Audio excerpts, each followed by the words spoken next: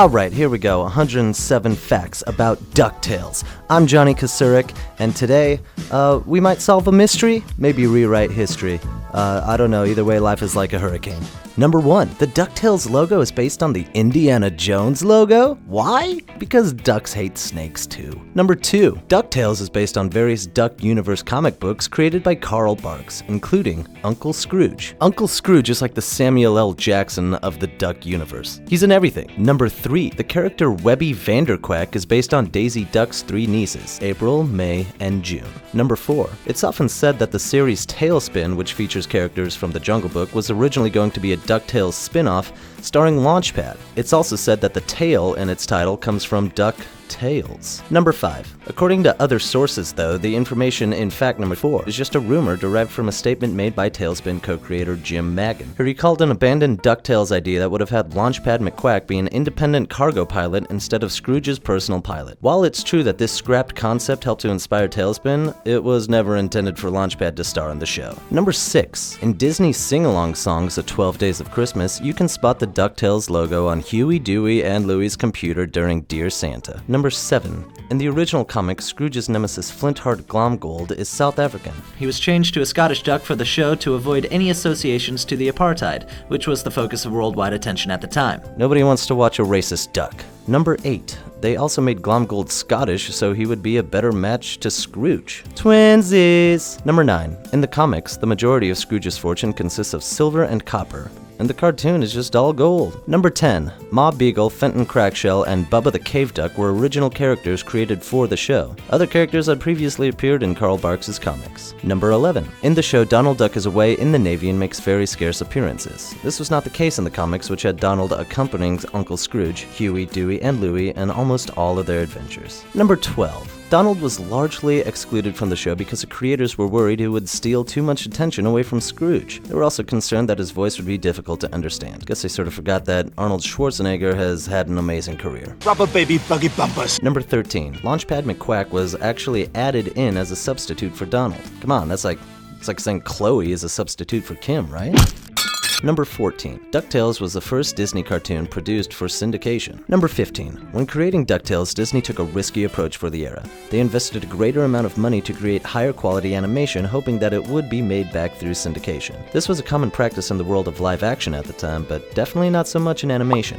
Number 16. Thankfully, DuckTales was a huge hit, enabling the creation of later cartoons such as Chip 'n Dale Rescue Rangers, Tailspin, and Gargoyles. Number 17. DuckTales was the first show to feature the current version of the cat screech sound effect, released as part of the Hollywood Edge sound effect libraries, which are commonly used by studios. The sound can be first heard in the episode Magica's Shadow War. Number 18. DuckTales composer Ron Jones has said that Raiders of the Lost Ark influenced the score of the series. Number 19. It may be old, but DuckTales is still popular. In January 2009, it was listed as the 18th best animated TV show by IGN. Number 20. In the original comics, the Beagle Boys all looked identical and had no individual personalities. In the show, they were each given a different name and personality. Number 21. Also in the comics, Scrooge McDuck was much greedier and meaner than his television counterpart. If he had Twitter, he totally would have had to go back and erase mean tweets. Number 22. Scrooge was voiced by Alan Young, and isn't the only talking animal the actor is associated with.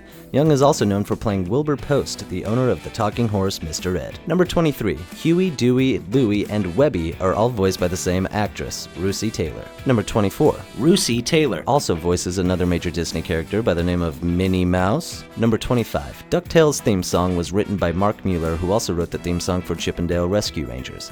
Basically, this guy was a theme song hit generating machine. Number 26. It's no wonder that the DuckTales theme song is so catchy. Mueller has quite the expansive career and has even been nominated for 2 Emmy Awards.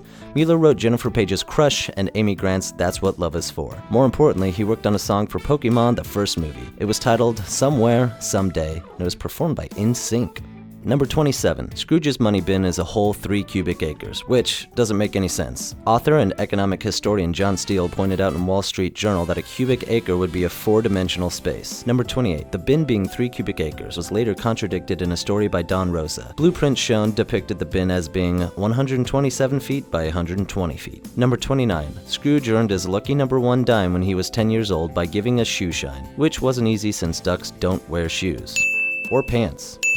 Number 30, Scrooge's lucky number 1 dime is, depending on which comic you refer to, an 1875 or an 1857 seeded Liberty dime. Number 31, depending on which of the two aforementioned years it's from and what condition it's in, Scrooge's dime could be worth up to $700. Number 32, the Darkwing Duck series was inspired by the DuckTales episode Double O Duck. Number 33, originally Darkwing Duck was going to be titled Double O Duck after the DuckTales episode. Number 34, it was also planned for Darkwing Duck to star Launchpad McQuack and Gizmo Duck. Number 35, Ma Beagle, the leader of the Beagle Boys, was modeled after Ma Barker from the Barker Carpus Gang. Number 36, The Beagle Boys are, in turn, loosely based on the Barker Carpus Gang. For those of you who are wondering, the Barker Carpus Gang was a criminal gang from the Depression era.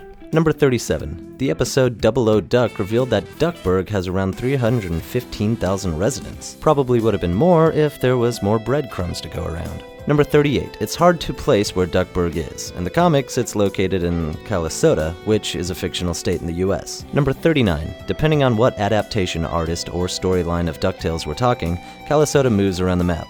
Sometimes it's on the West Coast, other times it's all the way near Virginia. Number 40. In 1991, DuckTales became the first American cartoon to air in the former Soviet Union after the end of the Cold War. Number 41. When creating Magica de Spell, Carl Barks drew inspiration from Italian actress Gina Lollobrigida and Sophia Loren. He was also inspired by Morticia Addams of the Addams Family. Number 42. Barks has said of Magica, Disney's always had witches who were ugly and repulsive.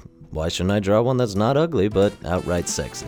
Is it weird that he's attracted to ducks? Number 43. Back in 1987, the LA Times wrote that audiences would be disappointed by DuckTales and its quality of animation. They were wrong. Number 44. George Lucas and Steven Spielberg have both said that Indiana Jones' Raiders of the Lost Ark was heavily influenced by the original DuckTales comics. Number 45. DuckTales was on the air from 1987 to 1990. Number 46. The show ran for 4 seasons, totaling up to 100 episodes. Number 47. You'd think that with 4 seasons and 100 episodes, it'd divide up to 25 episodes per season equally, but you're wrong. The first season was a whopping 65 episodes, the second was a dismal 10, the third got a bump to 18, and the fourth was only 7 episodes. Hey everybody, taking a quick break from Johnny just to let you know what's coming up next week. So on Tuesday on Cartoon Hangover, we have 107 facts about Dragon Ball Z. Then on Thursday on Channel Frederator, we have 107 facts about The Nightmare Before Christmas. We get these episodes from your suggestions, and now we have another way to suggest. We have a phone number, which is right here, that you can call and let us know what you want to see next. And it might be featured on a future episode. Also, you could let people know to give Tim a raise. And now, back to the facts. Number 48. DuckTales the movie The Treasure of the Lost Lamp was released on August 3rd, 1990. Number 49. The film was the first Disney animated movie to have been spun off of a TV series. Number 50. DuckTales the movie The Treasure of the Lost Lamp was actually animated by Disney's television animation division instead of its feature animation division. Number 51. The film marked the first time Disney had used its television animation team for a theatrical release, but it wouldn't be the last time. The division later went on to produce a Goofy movie and Return to Neverland, as well as other direct-to-video sequels. Number 52. There is a notable difference in quality between DuckTales the movie, The Treasure of the Lost Lamp, and other Disney animated feature films released around the same time,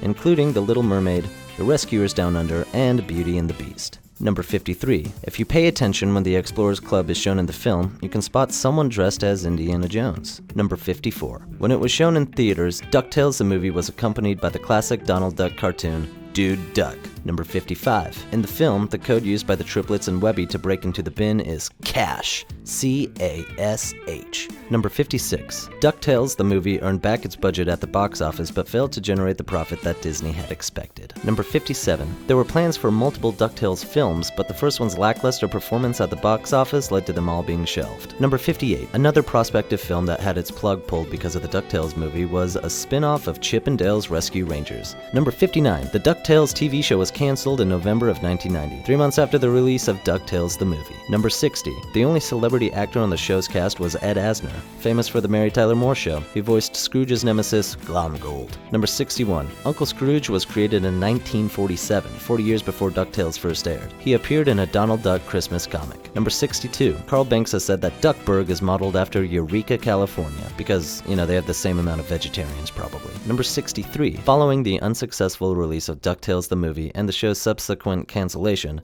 many of DuckTales cast members found little success with their acting careers.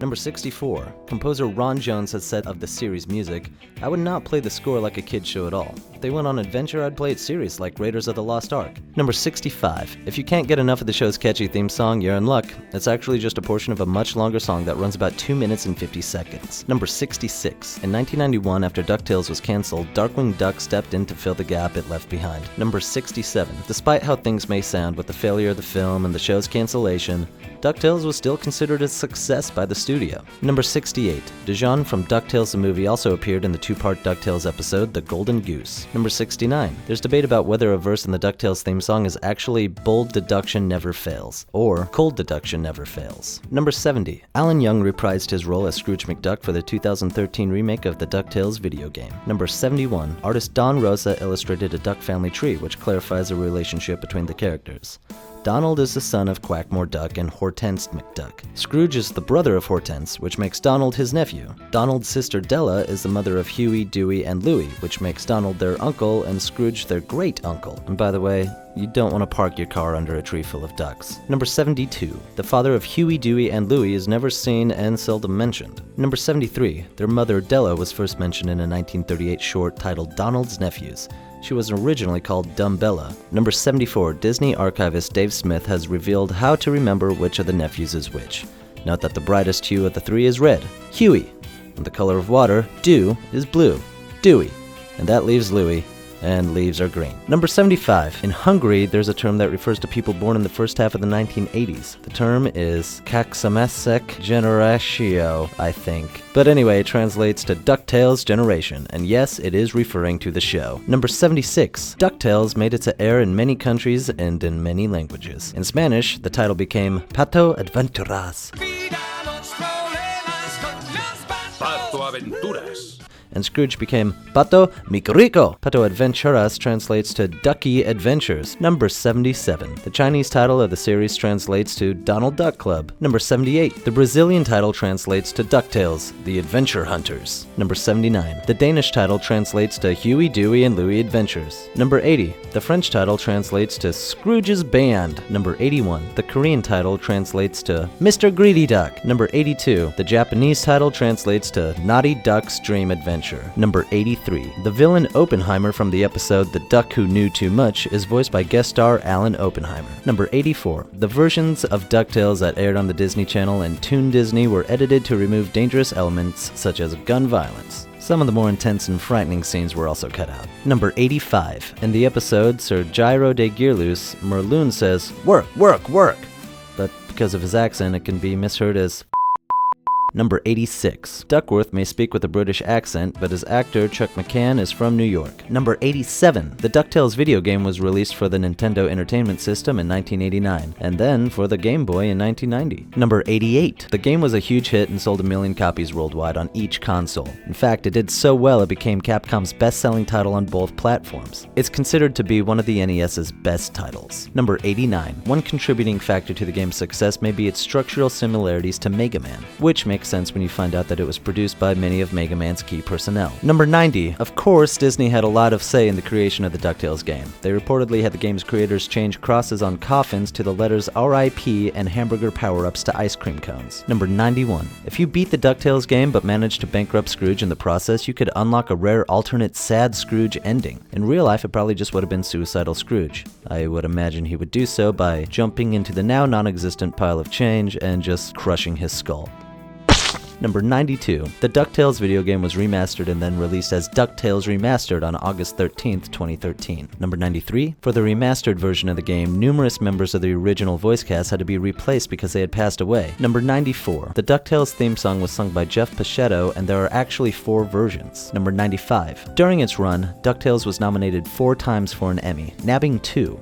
One for Outstanding Animated Programming, and the other for Outstanding Film Sounding Editing. Number 96. Launchpad McQuack went on to become Darkwing Duck's sidekick in the series Darkwing Duck. Number 97. In Darkwing Duck, Launchpad confirms that he no longer works for Scrooge. Number 98. There's a strange division of ownership involving the DuckTales video game that kept it from being re-released in the Wii Virtual Console. Disney owns the characters in the game, but Capcom owns the code. Number 99. It was planned for DuckTales Remastered to include Scrooge's alter ego, the Masked Mallard, as an unlockable costume.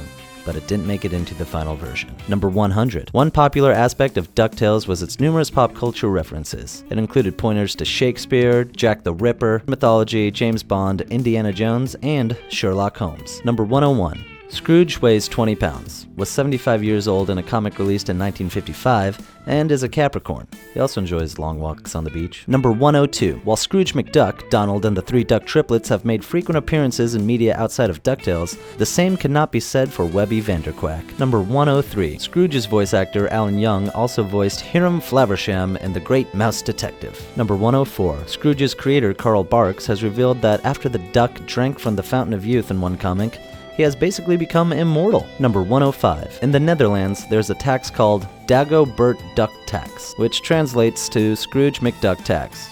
It is a special tax levied on the super wealthy. Number 106. Duckburg was formerly known as Fort Drake Borough and was a fort built by 16th century sea captain and British explorer Sir Francis Drake. Sir Francis Drake is a real-world figure and not a duck, at least as far as he claims. Number 107. Disney XD announced on February 25th, 2015 that they would be reviving DuckTales. The series is set to premiere in 2017. Scrooge just can't stay out of that spotlight. Thanks for watching, everyone. If you like this video, you might also like 107 Facts About the Lion King, which is available on this page right now. If you're looking for something a little more interesting and thought-provoking, you might check out Cubics Fails 7 Reasons You Should Root for the Titans in Attack on Titan. It's a pretty awesome video. And if you want to suggest what we should show next, there's a phone number available right here that you can call and leave us a voicemail, and it might be featured on a future episode. So you should totally do that. And remember, Frederator loves you.